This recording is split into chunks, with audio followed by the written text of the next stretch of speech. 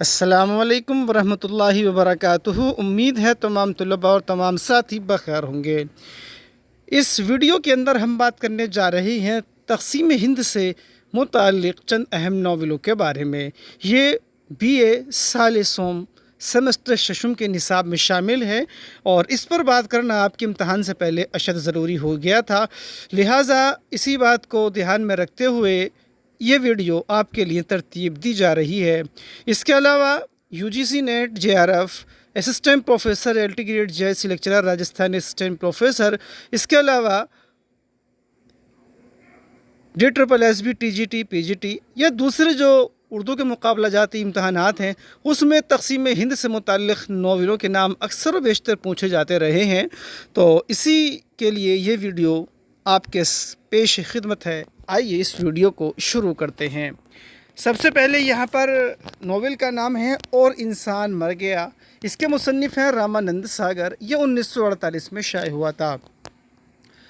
दूसरा नावल है खाक और खून, नसीम हिजाज़ी। इसके मुसन्निफ़ है 1950 में इसको शाये किया गया। या खुदा कुदरतुल्लाह शहाब का ये नावल है जो कि 1948 में मंज़र आम पर आया था। आगे बात करते हैं आग का दरिया, जो कि कुर्रतुल ऐन हैदर का एक शाहकार नावल है। 1959 में ये मंज़र आम पर आया था।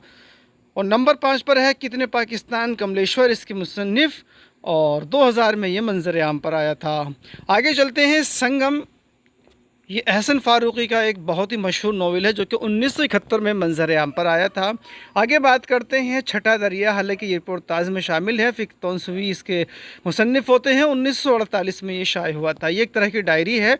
और मेरे भी सनम खाने कुर्रतुल ऐन हैदर का बहुत ही अहम नावल है जो कि 1949 ईस्वी में मंज़र आम पर आया था। और आगे अगर बात करें तो गद्दार एक अहम नावल है और इसके मुसन्निफ़ हैं कृष्ण चंद्र, जो कि 1960 में इस नावल को मंज़र आम पर लाया गया। मिट्टी के सनम आखिरी इस नावल के बारे में, तो मेरी यादों की चुनाव, ये कृष्ण चंद्र का एक अहम नावल है जो कि 1962 ईस्वी में मंज़र आम पर आया था। ये कुछ ऐसे अहम नावल है जिनका मौजू तक़सीम हिंद है या तक़सीम हिंद को मौजू बनाकर ये नावल लिखे गए हैं। तो इन 12 नावलों को आप बहुत अच्छे से याद कर लीजिए, इनके मुसन्निफ़ को याद कर लीजिए। आपके इम्तहान में 1-2 सवाल इसमें से बन सकता है, इसी के लिए इस वीडियो को तरतीब दिया गया था।